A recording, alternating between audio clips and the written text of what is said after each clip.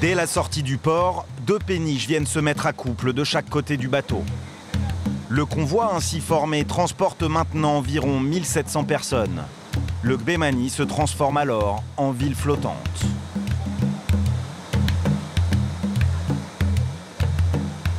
À bord, peu d'espace pour les passagers. Les premiers arrivés ont monté leur campement au milieu du pont, presque une première classe. Les autres, pendant 3 semaines, vont devoir se contenter de rester assis, sans même pouvoir s'allonger. Pire encore, certains campent à seulement quelques centimètres du bord.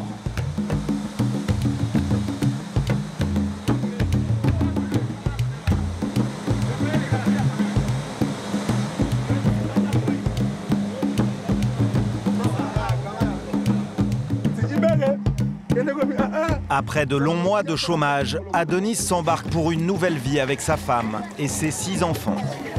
Il a trouvé du travail comme mécanicien à Kisangani. La petite famille a eu de la chance, elle a pu s'installer au milieu du pont. Voilà la salle à manger. Et ici la cuisine. La nuit, ça devient une chambre. Là-bas, c'est ma petite boutique. Je vends tout. Elle se transforme aussi en chambre à coucher.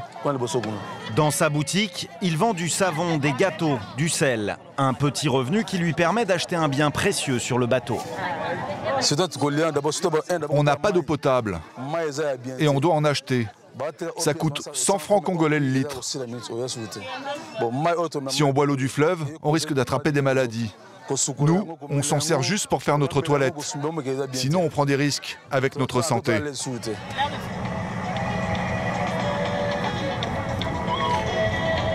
Chaque recoin du bateau est investi et devient un lieu de vie. Il est quasiment impossible de se déplacer à bord. Le plus grand problème pour nous, c'est d'aller aux toilettes. Il faut faire plein d'acrobaties pour y arriver.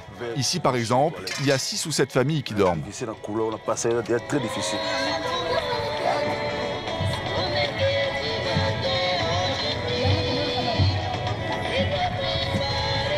Pour se laver, il existe bien une douche à bord, ou plutôt une cabine, car il n'y a pas d'eau courante.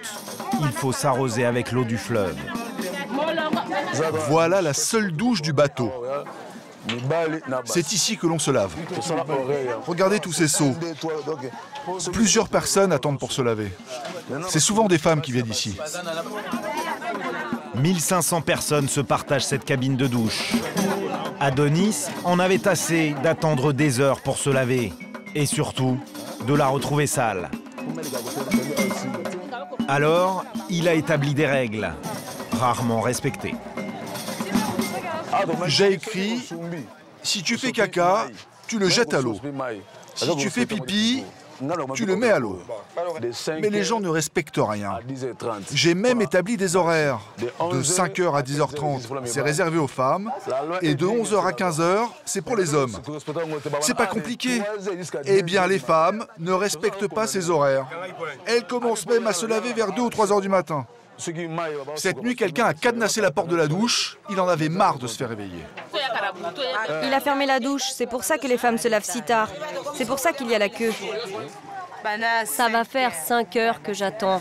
Il y a trop de monde. 5 heures. C'est tous les jours comme ça. Les gens sont mal élevés. Quand tu poses ton seau, il faut s'asseoir à côté et attendre ton tour. Sinon, on te vole ta place.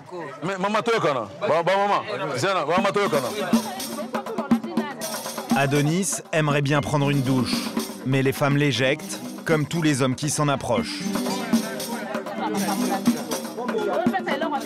Impossible de leur faire entendre raison. Adonis est obligé de se diriger à l'arrière du bateau, là où tous les hommes sont refoulés. Pour se rendre à cette douche, c'est un vrai parcours du combattant. Il faut passer sous un camion, contourner des centaines de personnes,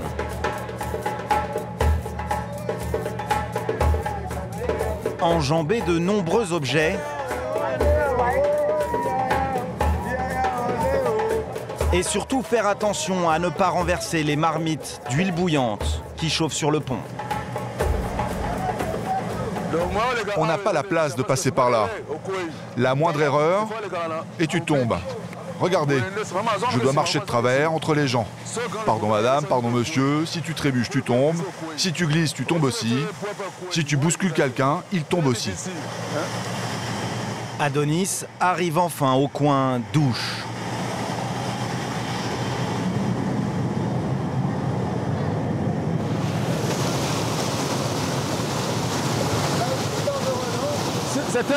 Ici, c'est très dangereux.